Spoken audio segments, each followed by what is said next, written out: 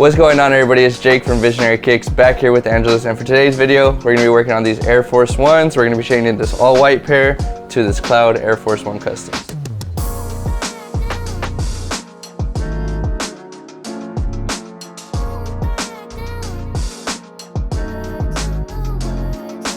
Alright guys, so for the first step, like most customs, you should remove your laces, so that's what I'm going to do now.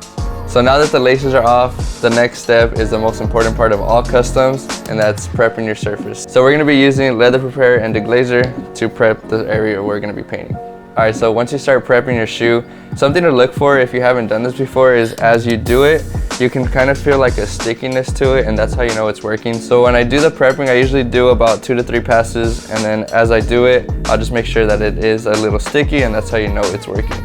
Now we have the shoe all prepped up. The next step is probably one of the longest steps, is taping your shoe. So for this custom here, I'm going to be using the masking tape to tape off the areas I don't want to get any paint on. But if you guys have the vinyl tape, this will work as well. So the taping process does take some time, but the more precise you are with this, it will make your custom cleaner at the end, especially when you are airbrushing. As you can see, while taping, I like to use my nail to kind of get the tape into the edges, and then that way you can use your X-Acto knife for a cleaner cut. Alright, so now that the tape job is all done, the next step is to start painting. For me, I'm going to be using an airbrush, but if you guys don't have an airbrush, that's perfectly fine. You can also use a paintbrush. It might take a little bit longer, but the end results will be the same. So for this custom here, since we are doing a cloud custom, I'm going to be making a blue mixture, and these are the colors I used: flat white, pale blue, and light blue. Angelus paint can be ran directly through an airbrush if your nozzle is at least 0.35 millimeters. But if you want to thin it out a little bit more, you can add some tooth into your paint. So again, this custom can be done with the paintbrush. Don't feel the need to have an airbrush. The only difference is that it's going to take you a little bit more time laying down the coats, but the end results will be the same. So now that we finished with the airbrush, I'm going to be doing my touch-ups with a paintbrush. Because the paint's going to look a little bit differently, once I do my touch-ups, I'm going to be doing one coat with the brush over the entire shoe so that the paint can look consistent. If you've been doing this whole process with the brush to start with, just do your touch-ups normally.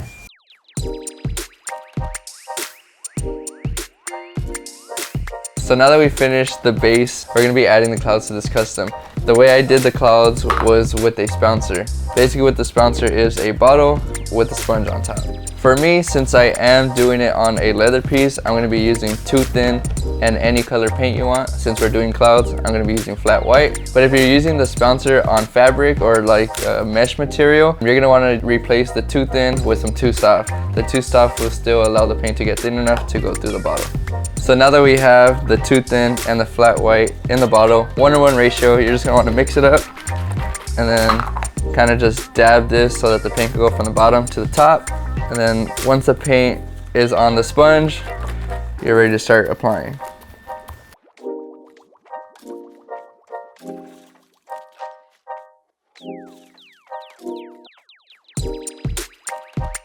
So on this step here, I'm just adding a little bit of paint on the top end of the sponge, just so you can give it some more depth of field and that the clouds look a little bit more realistic. Also, if you don't have a Spouncer, you can do this similar technique with a sponge or a cotton ball.